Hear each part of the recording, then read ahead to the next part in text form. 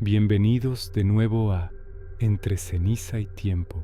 Hoy recuperaremos leyendas de la mar, seres monstruosos que salen de las profundidades, mares de los que nadie vuelve cuerdo, barcos navegando por alta mar sin tripulación a bordo, voces que traen un dolor pasado. La primera historia se desarrolla en el Océano Índico.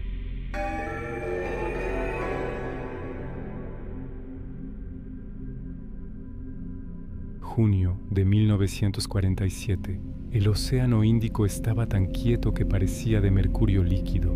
Los barcos que navegaban entre Sumatra y Malasia empezaron a captar la misma señal de socorro en Morse, primero débil, después frenética, siempre en la misma frecuencia. El mensaje llegó primero al Silver Star, un carguero estadounidense que venía de Singapur rumbo a Nueva York. El radiotelegrafista, un chico de Baltimore llamado Jimmy Doyle, anotó las letras tal como llegaban, golpe a golpe. Todos los oficiales, incluido el capitán, están muertos en el cuarto de calderas. La tripulación entera está muerta. Doyle tragó saliva. Luego vinieron golpes irregulares, como si alguien aporreara la tecla sin control. Y por fin, me muero. Después, silencio absoluto. Ni siquiera el zumbido de portadora.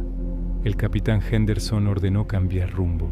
La posición que había dado el Ourang Medan quedaba a menos de 40 millas al noroeste. El mar estaba tan plano que se podía ver la curvatura del horizonte. A las 06:14 del día siguiente, avistaron el barco, un carguero holandés de unos 3.000 toneladas, casco gris sucio, chimeneas sin humo, flotando como un cadáver. No contestaba a las señales luminosas. No había bandera, solo el nombre en la proa, medio borrado por el sol.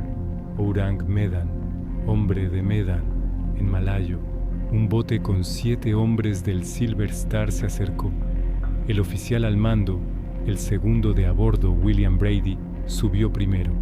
La escalerilla colgaba floja, como si nadie la hubiera recogido en días. El olor los golpeó antes de poner pie en cubierta. Un hedor dulzón, caliente, a carne que se pudre bajo el sol tropical.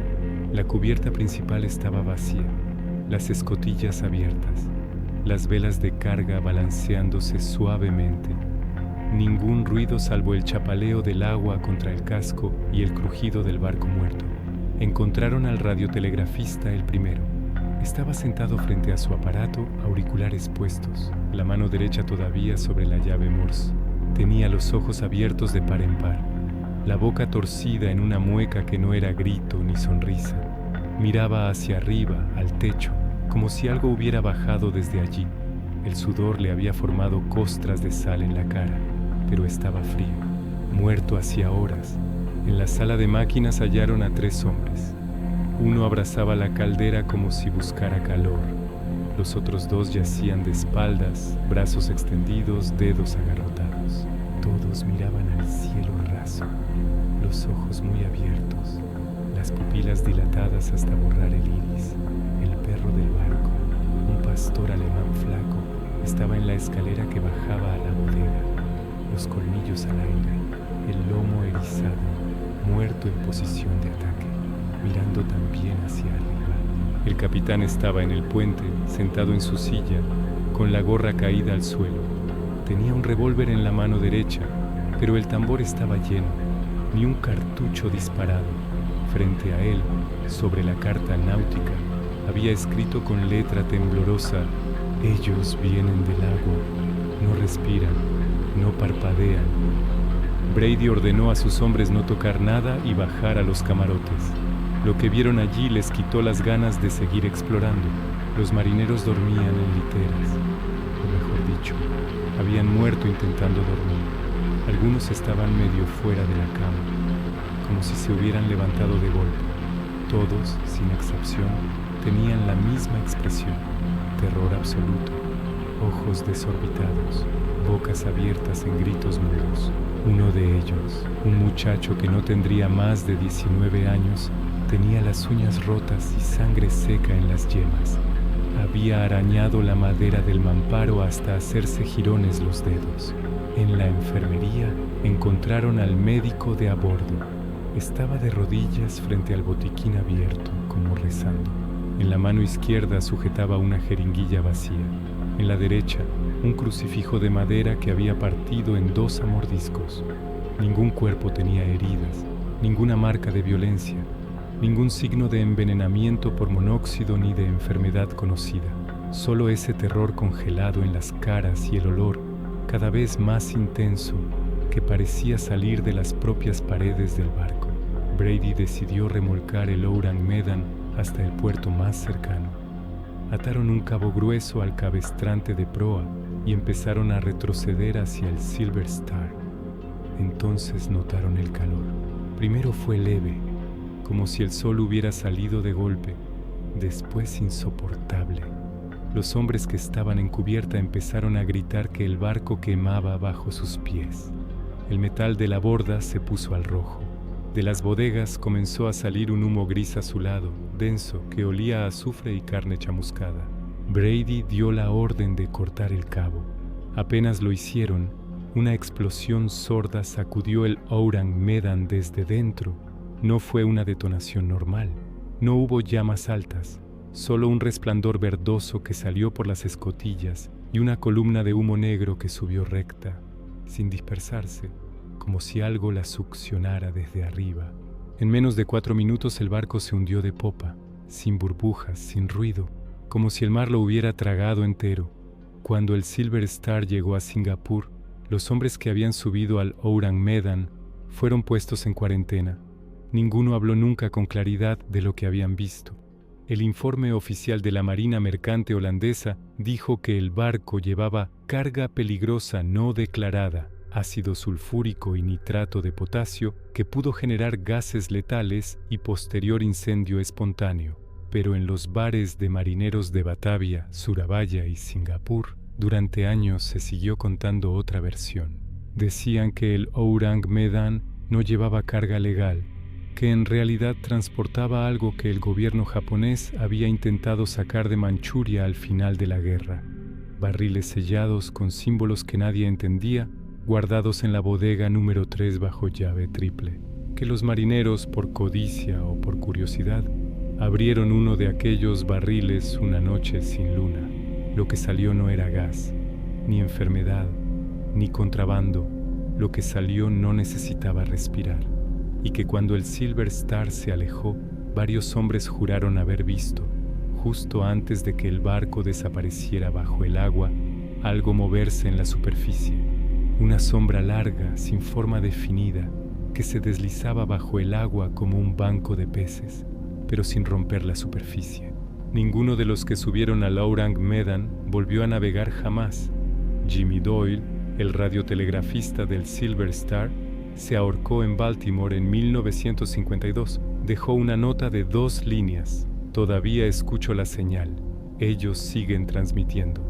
Y hasta hoy, en noches muy quietas, algunos radiotelegrafistas de largo recorrido aseguran captar, en la frecuencia 408,5 Hz, una serie de puntos y rayas débiles, casi inaudibles, que siempre terminan igual. Me he muerto.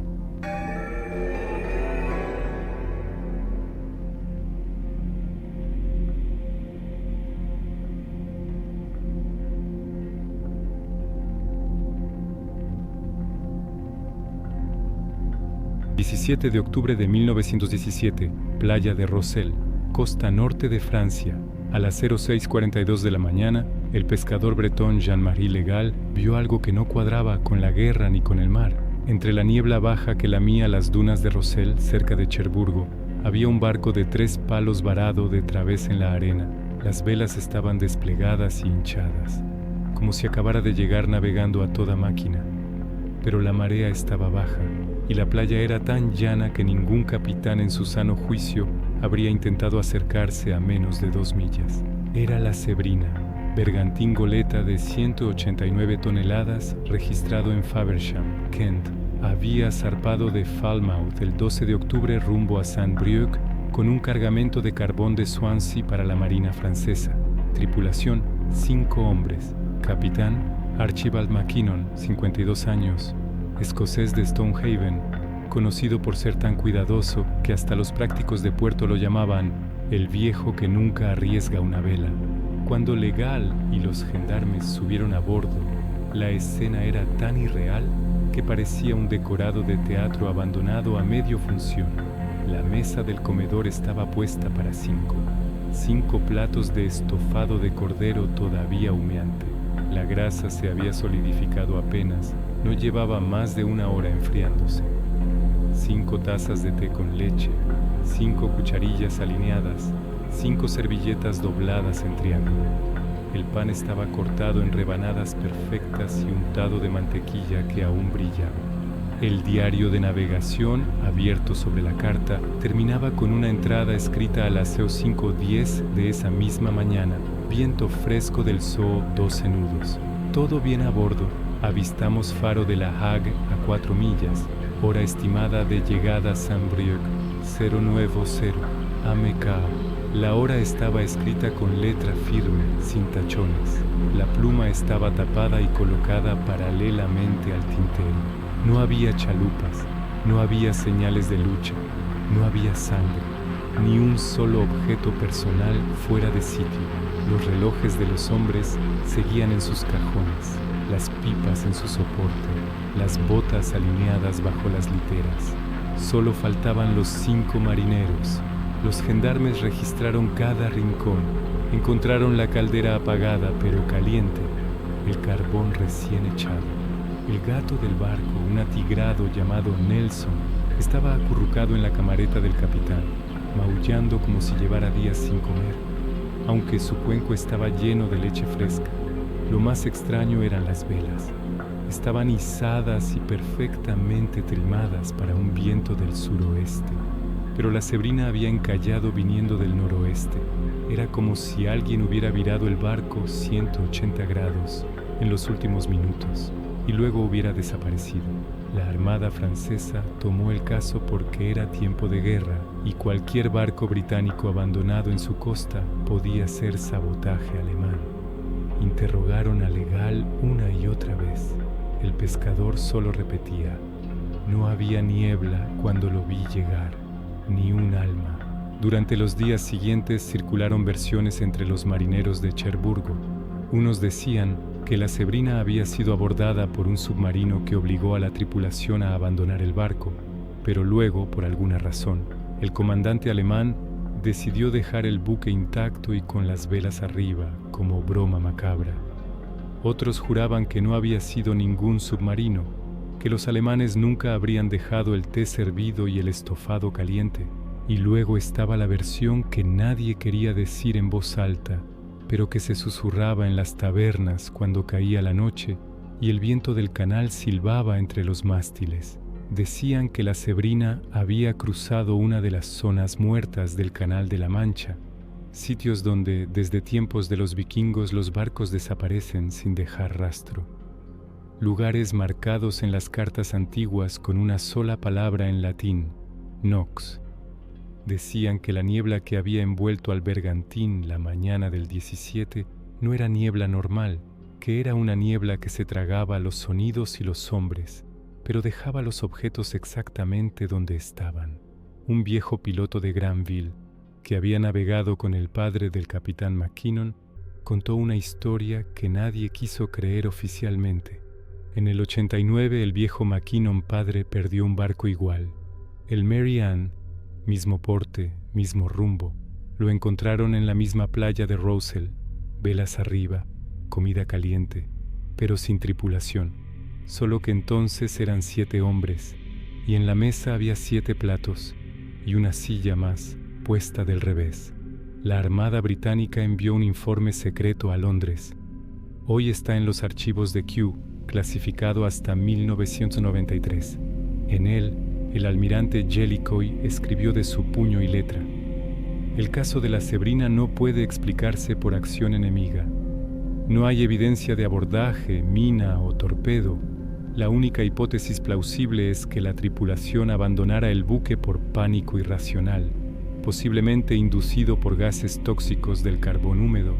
Sin embargo, el análisis químico no ha detectado nada anormal. Queda el hecho inquietante de que el buque Llegó a la costa francesa navegando solo, con precisión, y se varó en el único punto de la costa donde la marea lo dejaría en seco sin romperse. Recomiendo cerrar el expediente. Pero los marineros del canal no cerraron nada. Durante décadas, los pescadores de Rosell juraron que en las noches de octubre, cuando la marea está muy baja y la luna nueva, se ve una luz tenue en la playa, justo donde encalló la Sebrina. Una luz que se mueve entre las dunas como si alguien llevara un farol buscando algo. Y algunos, los más valientes o los más borrachos, dicen que si te acercas lo suficiente, oyes voces. 5 voces de hombre hablando en inglés con acento de Kent.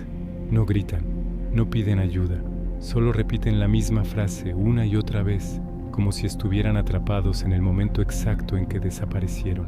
En 1968, un equipo de buzos amateurs intentó encontrar restos de la Sebrina. El casco había sido desguazado en 1921. No hallaron nada, salvo una losa de carbón perfectamente cuadrada, de 1 metro de lado, enterrada en la arena a 4 metros de profundidad.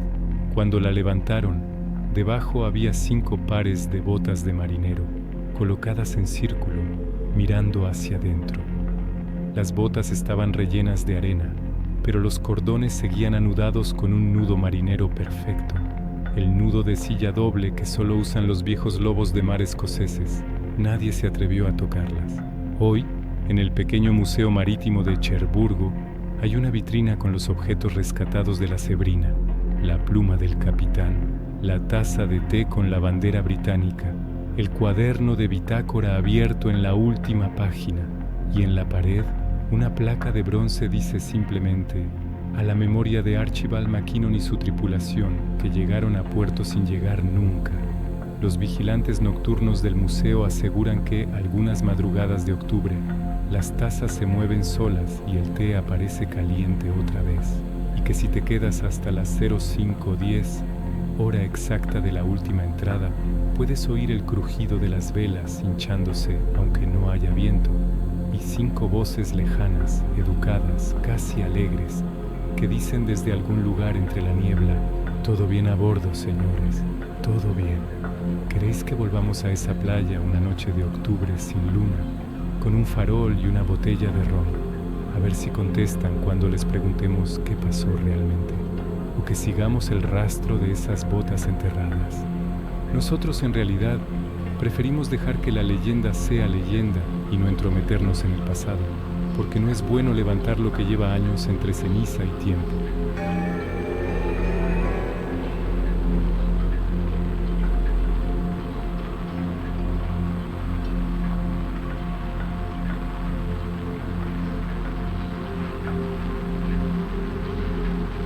Esta historia ocurre no muy lejos de aquí, Mar Báltico, 14 de febrero de 1980. El Casimir II era un arrastrero soviético de 1947, con casco remachado, 580 toneladas, registrado en Kaliningrado. Había salido de Klaipėda el 11 de febrero para 15 días de pesca de bacalao en el Bornholm Basin. Contaba con una tripulación de 23 hombres y un comisario político. El tiempo previsto para navegar era bueno, mar en calma, 4 grados y niebla ligera. El 17 de febrero a las 04:17, el centro de control de Gotland captó una llamada de socorro en la frecuencia 2082 kHz. Solo una palabra repetida entrecortada por estática: vinieron, del agua. Luego silencio. El operador anotó la posición aproximada: 55:19 norte, 15 Glenwachey 7 este. El Casimir II no volvió a responder. El 19 de febrero, el rompehielos estatal, Alexander Marinesco, encontró el arrastrero a la deriva a 42 millas al sureste de Bornholm. No había luces. El motor estaba apagado pero caliente, como si lo hubieran parado hacía minutos. La antena de radio estaba rota, colgando como un tendón seccionado. El casco presentaba una mancha larga de óxido reciente en la línea de flotación, como si algo hubiera raspado la pintura desde abajo. El grupo de abordaje eran 8 hombres armados, 6 marineros del Marinesco, un médico naval y el teniente de fragata Yuri Volkov del GRU naval. porque cualquier suceso anómalo en el Báltico durante la Guerra Fría era automáticamente asunto de inteligencia. Subieron por la banda de babor. La cubierta estaba cubierta de una fina capa de escarcha, pero había huellas húmedas, descalzas, de pies demasiado largos y con dedos separados de forma antinatural. Las huellas aparecían y desaparecían sin lógica. Empezaban en la regala, cruzaban la cubierta y terminaban en seco frente a la escotilla de proa, como si quien las dejó se hubiera evaporado. El olor los golpeó en la escalera. Salitre, sangre vieja y algo más. Un hedor frío y mineral que Volkov solo pudo comparar con el interior de una mina abandonada. La primera sorpresa fue la sala de máquinas, vacía, pero la presión de vapor seguía en 8 bares. Alguien había apagado las calderas hacía menos de 1 hora. Las herramientas estaban ordenadas, los trapos doblados. Solo faltaban los hombres. En el comedor encontraron la mesa puesta, 24 platos de sopa de remolacha congelada, cucharas en la mano de nadie. Las sillas estaban corridas hacia atrás, como si todos se hubieran levantado al mismo tiempo. En la pared alguien había escrito con sangre, aún no cuajada del todo, una sola frase en ruso: "No son personas". El teniente Volkov ordenó registrar camarotes. Fue entonces cuando oyeron el ruido, un golpeteo lento y rítmico que venía de la bodega de popa, el sitio donde guardaban las redes y el pescado.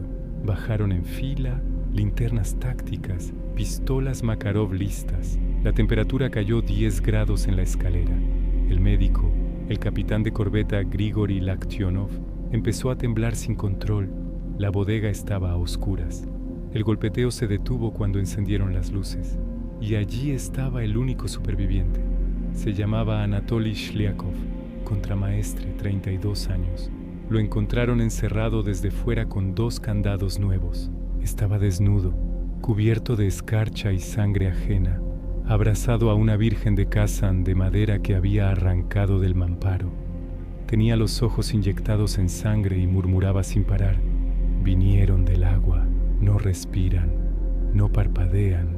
Cuando intentaron sacarlo, Shliakov se revolvió como un animal, mordió la mano del marinero más cercano y gritó con una voz que no parecía humana: "No abráis la escotilla 3. Ellos esperan debajo". Lo sedaron con 3 ampollas de ketamina. Mientras lo subían, Volkov ordenó abrir la escotilla número 3. Lo que vieron dentro no apareció en ningún informe oficial. La bodega 3 estaba llena de agua hasta la cintura, aunque el barco no tenía vía de agua. El agua era negra y no reflejaba la luz de las linternas. Flotaban trozos de red y cosas que al principio parecieron peces muertos. Luego se dieron cuenta de que eran manos humanas cortadas a la altura de la muñeca. 22 manos derechas, todas con las uñas arrancadas. En el centro de la bodega, clavado en el mamparo con un arpón de pesca, estaba el comisario político Sergei Morozov. Lo habían abierto en canal desde la barbilla hasta el pubis, pero no había sangre en el suelo. Toda había sido recogida en un cubo de aluminio que aún colgaba de su cuello con alambre. Sus ojos estaban cosidos abiertos con hilo de pescar. En la boca le habían metido su propia lengua, cortada y vuelta a colocar al revés. Alguien había escrito con sus intestinos en la pared: "Ellos volverán por nosotros". Fue entonces cuando las luces del barco empezaron a parpadear. No fallaron. Parpadearon en un patrón: Morse. Volkov lo reconoció de inmediato. SOS seguido de una palabra que se repitió 12 veces: B. El agua negra de la bodega empezó a moverse. No había corriente, no había viento, pero algo se acercaba desde el fondo, algo que hacía que la superficie se abultara lentamente, como si una mano gigantesca empujara desde abajo. Volkov dio la orden de abandonar el barco. Corrieron. En la cubierta, el frío era ahora insoportable. La escarcha se había convertido en una capa de hielo negro y brillante que crujía bajo las botas. Cuando saltaron al bote neumático, Volkov miró atrás una última vez. En la regala del Casimir II había ahora figuras, altas, demasiado delgadas, sin ropa, la piel blanca como la tripa de un pescado, brillando con una fosforescencia verdosa. No tenían ojos, solo cuencas profundas que parecían absorber la luz. Eran 22, exactamente los que faltaban. No se movieron, solo miraron, o eso sintió Volkov, mientras el bote se alejaba. A las 21:40 el Casimir II empezó a hundirse de proa sin motivo aparente. No hubo explosión, ni burbujas grandes, solo un suspiro largo como si el mar lo succionara. En menos de un minuto desapareció. Anatoly Shliakov nunca recuperó la cordura. Lo internaron en el Hospital Psiquiátrico Naval de Kronstadt. Durante años, cada noche a las 4 de la mañana, empezaba a golpear la pared de su celda acolchada con un ritmo idéntico al que habían oído en la bodega, y gritaba siempre la misma frase: ellos no necesitan respirar porque ya están muertos, y ahora vienen por los vivos. Cuando cayó el telón de acero, los archivos del caso fueron desclasificados parcialmente. En la última página del expediente, escrita a mano por el propio Volkov, que se suicidó en 1985, hay una nota que nunca se explicó. El agua del Báltico guarda cosas que cayeron del cielo en 1945. No las despertemos otra vez. Y debajo, con letra temblorosa, todavía siento sus dedos en el casco cuando duermo.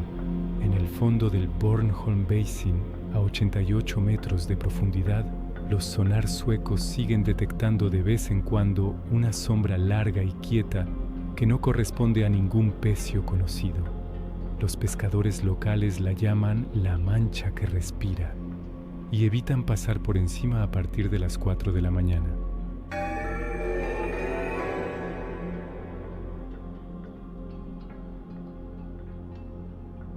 Atlántico Sur, julio de 1969. En los muelles de Teignmouth, Devon, todavía lo recuerdan como el barco que navegó solo hasta el fin del mundo y volvió con la locura dentro. Donald Crowhurst tenía 36 años, era inventor, padre de 4 hijos y un hombre que sonreía demasiado fácil. En octubre de 1968 se inscribió en la Golden Globe Race, la primera regata en solitario, sin escalas, alrededor del mundo. El premio, el trofeo Sunday Times y 5,000 libras de oro. El riesgo, cruzar 3 océanos sin tocar puerto. 9 hombres partieron. Uno de ellos nunca debió hacerlo. Su trimarán, el Teignmouth Electron, era un prototipo revolucionario. 3 cascos, mástil de 44 pies, velas que parecían alas de gaviota. Lo bautizó con champán barato y la risa nerviosa de su mujer Claire. Nadie vio que, cuando la botella se rompió contra el casco, el líquido se quedó suspendido un segundo de más en el aire, como si algo lo mirara antes de caer. Crowhurst zarpó el 31 de octubre de 1968, último de los 9, con el barco a medio terminar, sin pruebas de mar, con deudas que lo ahogaban. Desde el primer día mintió por radio, posiciones falsas, millas infladas. Planeaba dar la vuelta al Atlántico, esconderse unas semanas en algún rincón de Brasil y luego reaparecer como héroe. Pero el océano no perdona a los tramposos. Los diarios que dejó son 3 cuadernos y un montón de cintas magnetofónicas.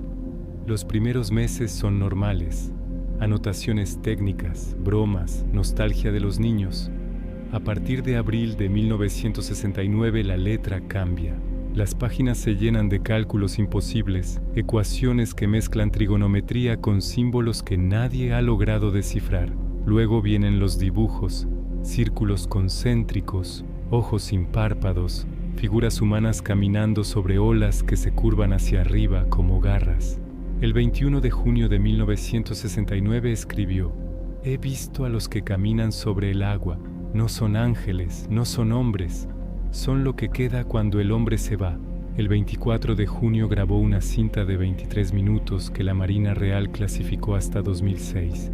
En ella se oye su voz, primero tranquila, luego acelerada, finalmente rota. Ellos no necesitan barcos, flotan porque ya no pesan.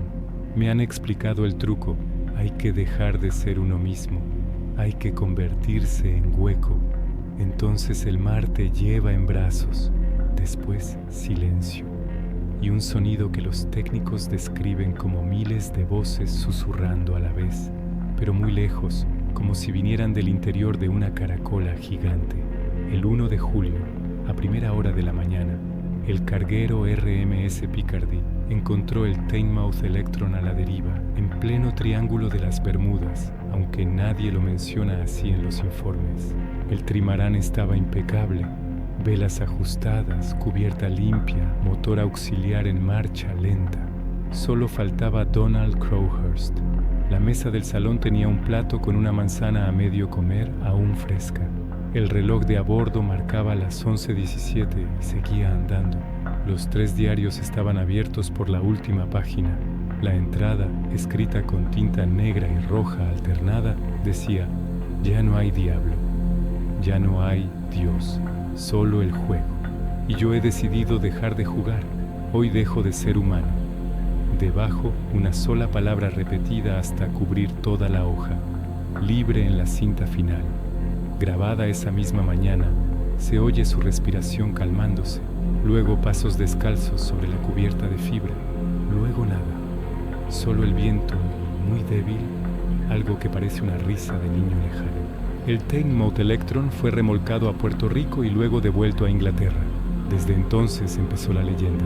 Los marineros del Caribe juran que en noches de luna llena, cuando la mar está como aceite, se ve un trimarán fantasma navegando sin luces, con las velas blancas brillando como si llevaran su propia fosforescencia. No deja estela, no hace ruido, solo se oye una voz de hombre hablando en inglés antiguo, recitando números y nombres de niños que nadie conoce. En 1974, un pesquero de Barbados lo encontró otra vez, vacío, a 800 millas del lugar donde lo habían dejado. Las velas seguían izadas. En la mesa había una manzana recién mordida. En 1982, un yate francés lo avistó cerca de las Azores. El capitán subió a bordo con una pistola. Encontró los diarios abiertos por la misma página, pero la tinta ahora estaba fresca. La última línea, que nadie recordaba, decía: «Claire, dile a los niños que papá ganó la carrera, solo que el premio no era volver». En 1999, un equipo de la BBC intentó hacer un documental. Alquilaron el Teignmouth Electron, que estaba amarrado como reliquia en un muelle de Jamaica, para recrear la travesía. La primera noche en alta mar, las cámaras grabaron una silueta en la proa. Un hombre delgado, descalzo, vestido con el mismo suéter rojo que Crowhurst llevaba en las fotos de 1968. La figura se quedó inmóvil 4 horas, mirando al horizonte. Cuando el cámara se acercó, la silueta simplemente se disolvió en niebla. Desde entonces, nadie ha vuelto a dormir a bordo. Hoy el trimarán sigue pudriéndose en un astillero de Teignmouth, encadenado, con carteles de propiedad privada. Los vigilantes nocturnos dicen que a veces, cuando la marea sube muy alta, el barco se balancea aunque no haya viento, y que si pones la oreja contra el casco, se oye una voz tranquila, casi alegre, repitiendo la misma frase una y otra vez: «Todo bien a bordo». Los viejos del puerto cuentan que Donald Crowhurst no se suicidó, ni se volvió loco, ni se cayó al agua.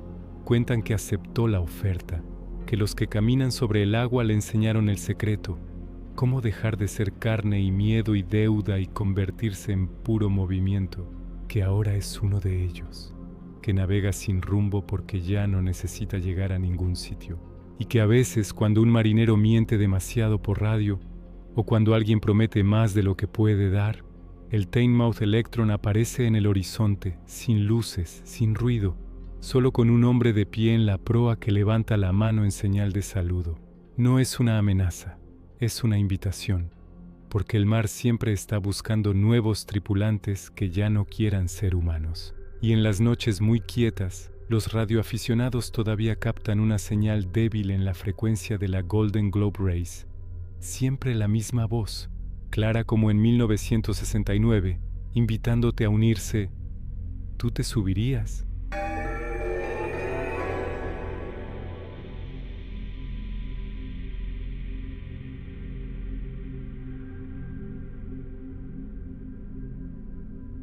El Sarah Joe era un Boston Whaler de 17 pies, casco blanco con una franja azul, motor Evinrude de 85 caballos. Estaba amarrado en el muelle de Hana, Maui, Hawái. Sus dueños habituales eran 5 amigos de toda la vida: Peter Hanchett, carpintero; Benjamin Kalua, mecánico; Ralph Kalua, hermano de Benjamin; Scott Moorman, surfista; y Chris Cabrera, 28 años, pescador de atún. El domingo 11 de febrero de 1979 amaneció perfecto. Cielo despejado, viento suave de 8 nudos, mar plano. A las 08:30 salieron a pescar maji-maji frente a la costa de Hana. Llevaban nevera con cervezas, cañas, un radio VHF portátil y una bolsa de arroz. Nadie pensó en chalecos salvavidas. En Hawái, en esa época, casi nadie los llevaba. A las 2 horas, el tiempo cambió de golpe. Un frente frío inesperado bajó desde el norte. El viento pasó de 10 a 45 nudos en menos de una hora. El oleaje subió a 5 o 7 metros. La guardia costera recibió una llamada de radio débil, entrecortada, que decía: olas fuertes, perdiendo el control. Luego, silencio. Se inició la búsqueda más grande en la historia de Hawái hasta entonces. 72 aviones, 20 barcos, 1.500 personas peinando 70.000 millas cuadráticas durante 5 días. No encontraron nada, ni una tabla, ni una nevera, ni una gota de aceite. El Sarah Joe había desaparecido con sus 5 tripulantes. Los días se convirtieron en meses. Las familias colocaron placas en la iglesia católica de Hana. Los niños de Peter Hanchett crecieron sin padre. El caso se cerró oficialmente el 17 de febrero de 1980. 10 años y 7 meses después, el 10 de septiembre de 1988, el biólogo marino John Naughton trabajaba en un censo de aves en el atolón Taongi, o Bocac, el punto más al noroeste de las Islas Marshall, a 2.287 millas náuticas al oeste-suroeste de Hana, Maui. Taongi es un anillo de coral de 6 kilómetros de largo por 300 metros de ancho, sin agua dulce, sin habitantes desde 1945 y tan remoto que solo recibe una visita oficial cada 2 o 3 años. Naughton estaba en la playa sur cuando vio algo blanco entre los cocoteros. Era el Sarah Joe, semienterrado en la arena, casco hacia arriba, nombre legible, número de registro del estado de Hawái todavía visible. El motor estaba arrancado de cuajo y colgaba de los cables como una lengua muerta. La proa estaba partida en 2. La pintura azul estaba descolorida pero intacta. No había algas ni percebes en el casco. Imposible después de 10 años en el mar.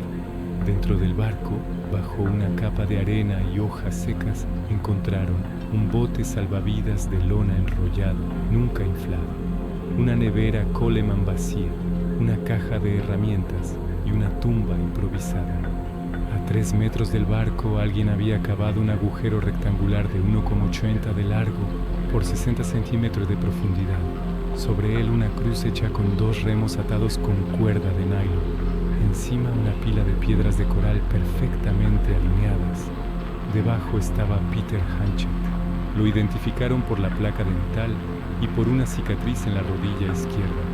Accidente de surf en 1972.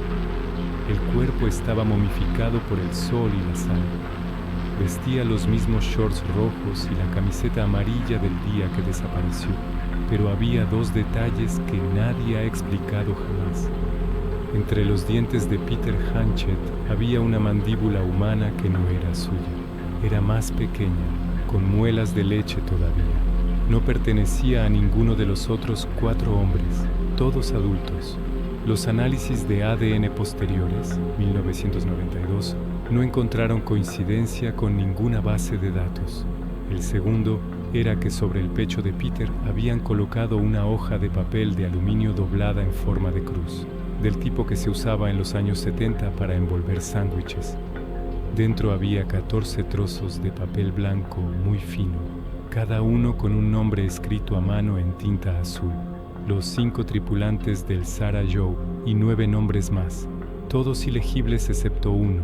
Era el nombre del barco de un pescador de Hana. que había desaparecido en 1974 con 2 personas a bordo. No había rastro de Benjamin Kaluuya, Ralph Kaluuya, Scott Moorman ni Chris Cabrera, ni un hueso, ni un zapato, ni un mechón de pelo. Solo Peter, enterrado con cuidado, como si alguien hubiera querido que lo encontraran. La Guardia Costera y la Marina de las Marshall investigaron durante 3 semanas. Conclusiones oficiales. El Sarah Joe fue arrastrado por la corriente ecuatorial del norte y el giro subtropical del Pacífico hasta Taongi, corriente conocida, pero nunca se había documentado una deriva de 2.300 millas en un barco tan pequeño. Peter Hanchett murió probablemente por deshidratación o hipotermia días después del naufragio. Uno de los otros 4 supervivientes lo enterró y luego desapareció. ¿En busca de ayuda? ¿Arrastrado por otra corriente? La mandíbula infantil y los papeles de aluminio quedaron sin explicación. Pero los hechos reales no encajan tan fácil. Por otro, la tumba estaba orientada exactamente este-oeste, con la cabeza de Peter hacia el este, como es costumbre cristiana hawaiana. Quien lo enterró conocía las tradiciones locales. A eso hay que sumarle que la cruz de papel de aluminio estaba doblada con la técnica tradicional de los funerales hawaianos antiguos, 14 pliegues exactos.